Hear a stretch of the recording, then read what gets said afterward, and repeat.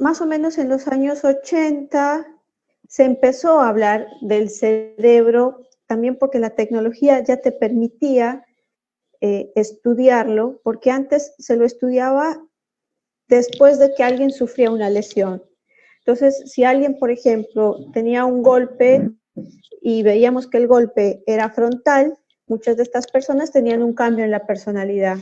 Ajá. Pero hoy ya sabemos, gracias a toda la tecnología, cómo va funcionando el cerebro sin la necesidad de la lesión grosera, propiamente dicha.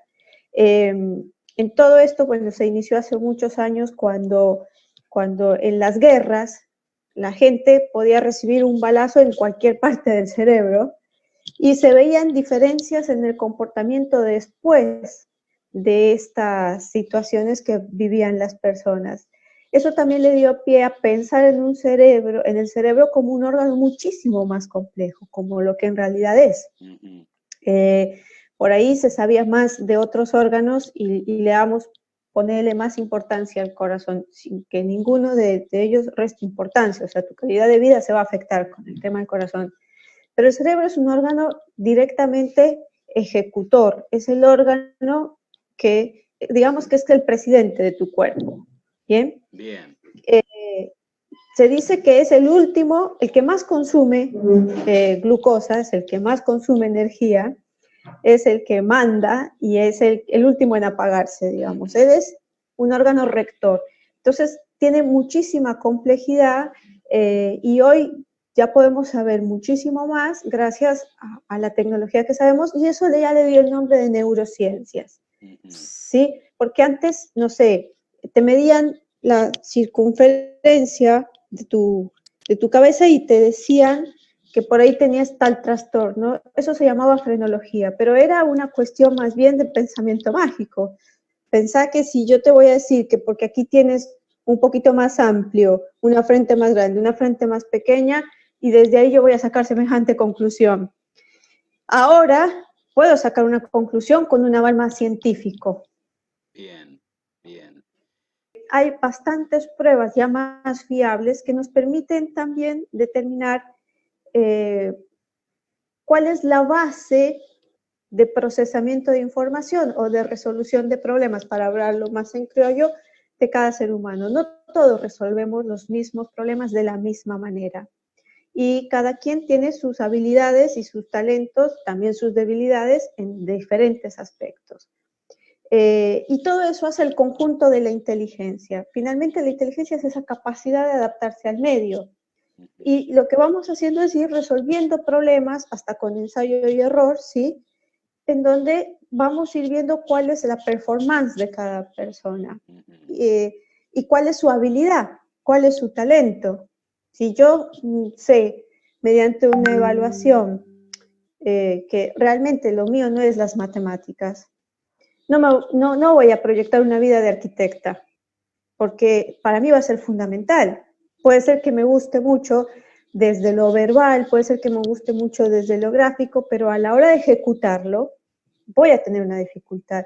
Esto nos va a servir muchísimo porque a la hora de terminar el tratamiento, todo chico necesita un proyecto real y necesita saber cuáles son sus habilidades y aceptar cuáles no son sus habilidades.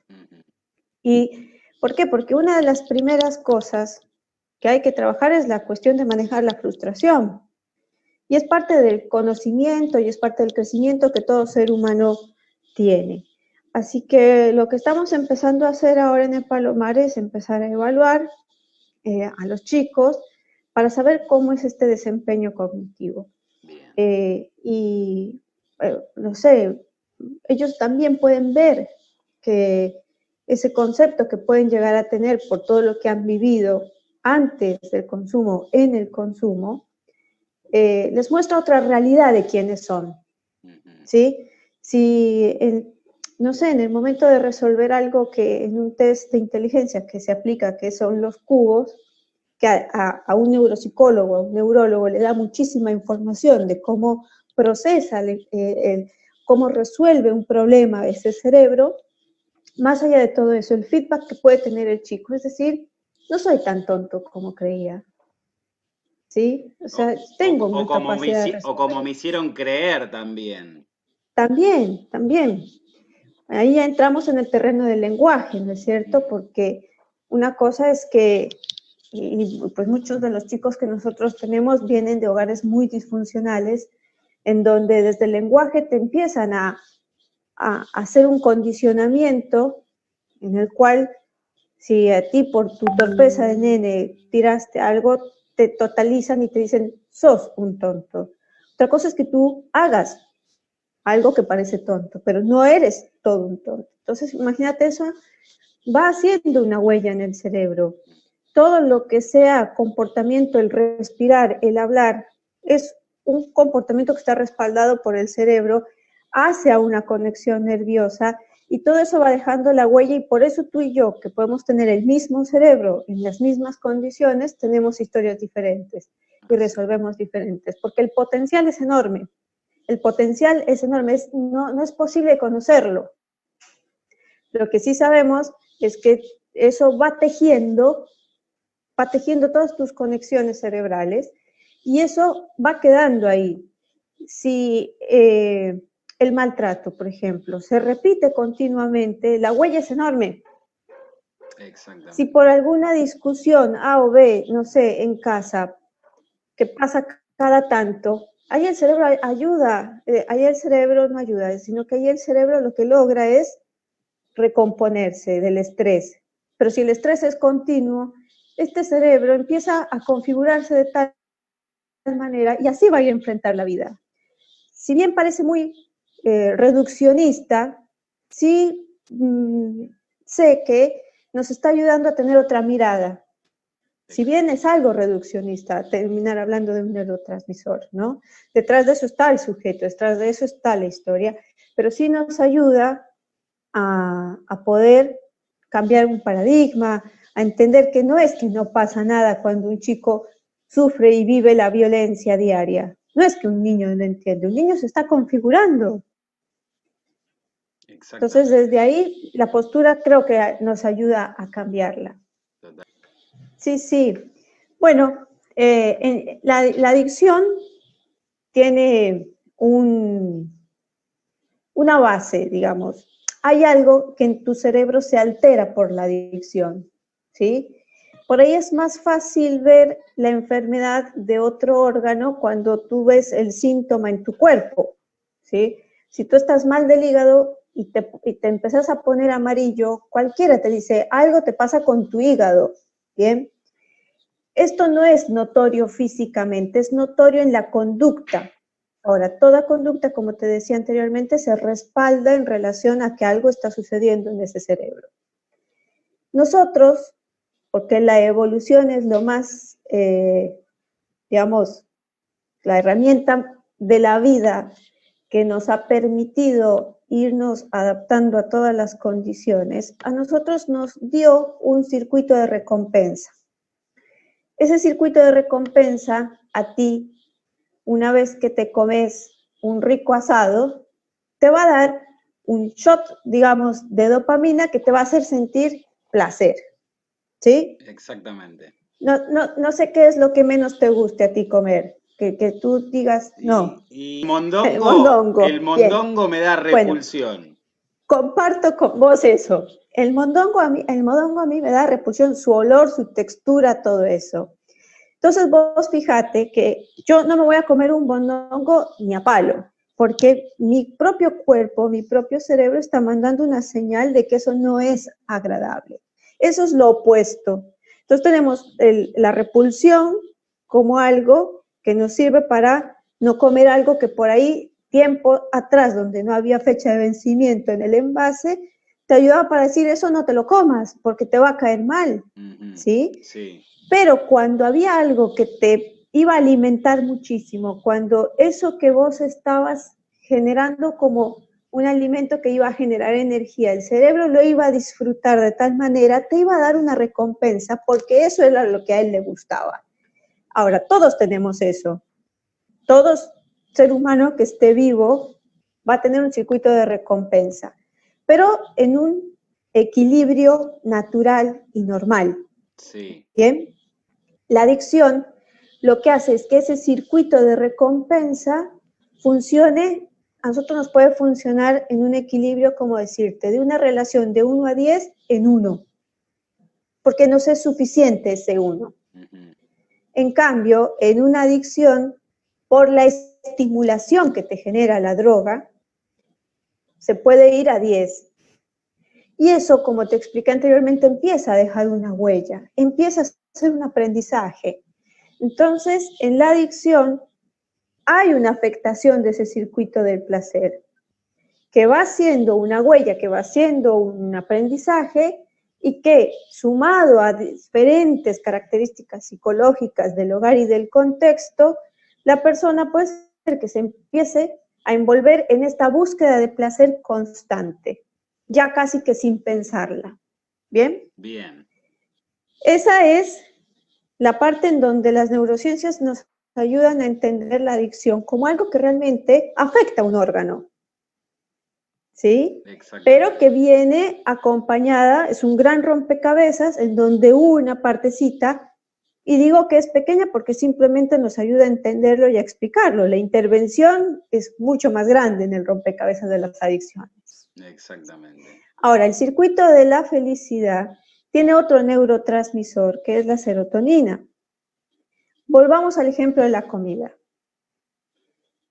Yo, por ejemplo, ayer me comí un pastel de papa. Franco me hizo un pastel de papa y yo sabía que había pastel de papa. La felicidad de que me lo iba a comer con el frío de llegar de la calle y todo eso, eso es felicidad. Ahí también está participando la dopamina porque me ayuda a anticipar y sé que voy a estar contenta. La puedo anticipar. Y puede durarme antes y después del evento. Bien. Pero el placer lo sentí cuando me comí el pastel de papa. Necesito sí o sí del pastel de papa para el placer. Sí. Mientras que en la felicidad, la idea ya me sirve a mí para sentir bienestar. Clarísimo. Para el circuito del placer necesito sí o sí el pastel de papa. Sin el pastel de papa no se va a activar, solito no se activa. Nadie tiene un evento de, por llamarlo de una manera, un evento adictivo espontáneamente. Sí o sí necesito el estímulo. En cambio, la felicidad es otra cosa, pero la felicidad también es un constructo social, ¿sí? También es una cuestión de la confianza, de la educación, de la crianza, y a lo que hay que apostarles a eso, porque el circuito de recompensa lo tenemos que dejar para lo que es. Exactamente. Para lo que es. En cambio, la felicidad es más compleja, es más difícil de construir, requiere de muchísimas otras cosas, pero es lo natural. Ese es tu estado natural. Y porque también está poderlo enfocar la cuestión de la crianza desde las neurociencias. Ah, mira, ¿sí? Qué interesante. Todo lo que es el manejo emocional, porque las emociones también no tenían quien alce la bandera para investigarlas. Bien. Y por ahí estaba la cuestión filosófica, por ahí podía ser la cuestión moral, la cuestión psicológica, pero hoy sabemos tanto las emociones a raíz de las neurociencias que eso es una herramienta importantísima para a la hora de manejar las emociones en un chico, en un adolescente. O sea, nosotros por ahí de experiencia ya sabemos, pero porque hemos visto cantidad de adolescentes. En un hogar verán el adolescente que trajeron al mundo y no más. Con ese harán todo lo que puedan hacer. Entonces también se puede enfocar y se puede dar muchas herramientas desde ahí para esto, sobre todo el manejo emocional y lo que es un cerebro adolescente, que es otra cosa. Un cerebro adolescente, por ejemplo, está entrando en algo que se llama la poda neuronal, es una muerte neuronal programada, que lo que hace es decir, todo lo que parece que no vamos a usar, que se muera. Vamos a dejar solo lo que estamos usando. Vos pensalo eso en las adicciones. Si el chico está fuertemente en la adicción en la adolescencia, las neuronas que se usan para la escuela van a morir, porque está en la programación de la muerte neuronal. Después les cuesta un montón. Entonces, todas esas cosas también me sirven a mí para entender al adolescente que está en la etapa de poda neuronal y vamos a quitar las adicciones en este caso, pero me ayuda a entender que por la mañana está de un ánimo y por la noche está del otro. Tu cerebro está transformándose y está llenándose de hormonas y se están muriendo neuronas. Entonces yo no es que tengo un extraño en mi casa, es mi hijo creciendo. Yo estoy muy convencida que cuando la gente está dispuesta a aprender, la vida de uno cambia. Bien. Y esto nos sirve para cambiar. Por ahí no me sirve todo lo que dicen, pero si me sirvió un poquito de eso, ya para mí es una ganancia enorme, porque de todas formas este es nuestro trabajo y ese es el beneficio que buscamos en la comunidad, aportar las herramientas para que podamos utilizarlas y poder seguir aprendiendo. Totalmente. Bueno, Moni, te mando Bueno, Lu, te mando un beso grande y nos estamos lo mismo, viendo. Lu.